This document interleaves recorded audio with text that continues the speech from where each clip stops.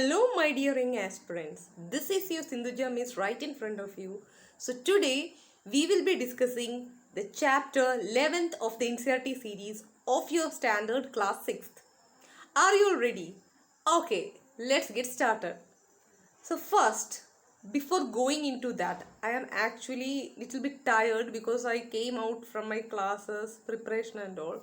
So, I am going for this particular drink which is known as pulpy orange Minute Maid. Now, you might be thinking, is this ad of something? It's not ad, but it gives good relief if you try to drink a little bit of this and what. Continue with the chapter.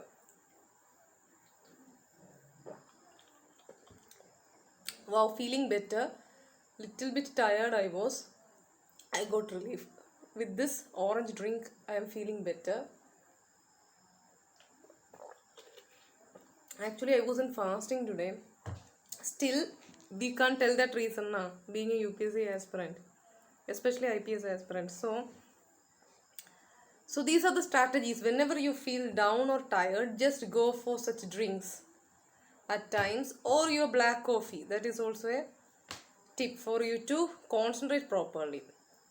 Now I am in full josh, so let's get started. So see, Harappans. Harappans is the first concept which we have to read here in this chapter. Harappans belong to which age? It's Bronze Age. So that you have to remember. Then Iron Pillar at Mehrauli, Delhi is a remarkable skill showing the Indian craftsperson's talent and all. Then talking about Iron Pillar at Mehrauli, it was made about 1500 years ago. Then one inscription was found on this pillar mentioning a ruler named Chandragupta, who belonged to Chandra, a ruler named Chandra who belonged to Gupta dynasty. Okay, that you have to remember. So in this iron pillar at Mehrauli, inscription on pillar mentioning a ruler named Chandra who belonged to Gupta dynasty. Okay, then some facts regarding stupa. The word stupa means a mound. The word stupa actually means a mound. Then talking about stupa, a small box is placed at the center or heart of the stupa. It contains bodily remains such as teeth, bone or ashes etc. Teeth, bone or ashes etc. of Buddha or his followers. At times coins and precious stones are also found inside it. So these things you need to remember, and that small box is known as relic casket which is covered with earth. So these things you have to know. But then regarding stupa, a path is there known as Pradakshina Pada around the stupa. Then it was surrounded by railings. The path through which we can walk around is surrounded by railings.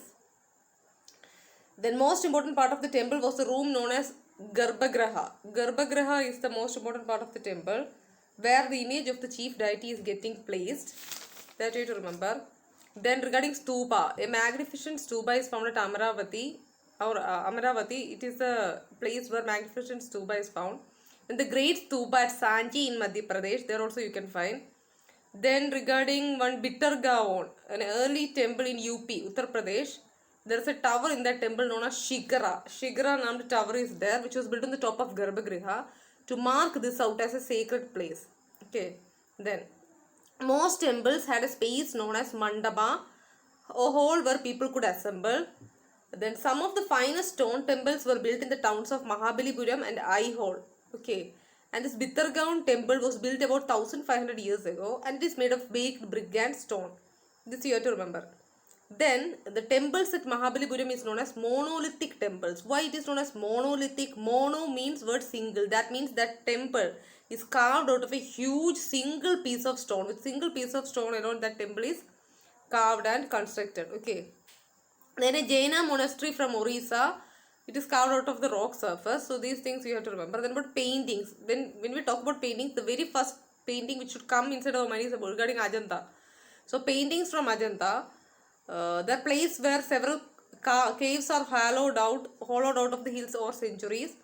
Then in Ajanta, monasteries for Buddhists and monks are present. Then some points regarding epics. Epics means grand long compositions about heroic men and women. They can include stories about gods. Then the famous Tamil epic is Shilapadikaram, which was composed by a poet known as Ilango around 1800 years ago. Now you have to know some theme of that Silappatikaram. Silappatikaram means it is a merchant covenant who is falling in love with his courtesan Madhavi. Okay, that thing we have to remember. Silappatikaram is by Ilango. Easier technique I will tell. SI post you know na sub inspector. That S stands for Silappatikaram here and I stands for Ilango. So then next another epic is there known as Manimekale. Inside that what is discussed, it is about the story of Kovalan, story of daughter of Kovalan and Madhavi. Okay, that thing you have to remember. Manimekale was composed by Satanar. Okay, around 1400 years ago. Then we have to discuss about Purana. Purana means something. Purana in Malayalam, Puradhanam means old. That means Purana means it's old. That means it contains stories about gods and goddesses such as Vishnu, Shiva, Durga or Parvati. Then it can be heard by everybody, including women and Shudras who were not allowed to study the Vedas. Remember that day when I discussed this particular theme with you, concept regarding that women and Shudras were not allowed to study the Vedas.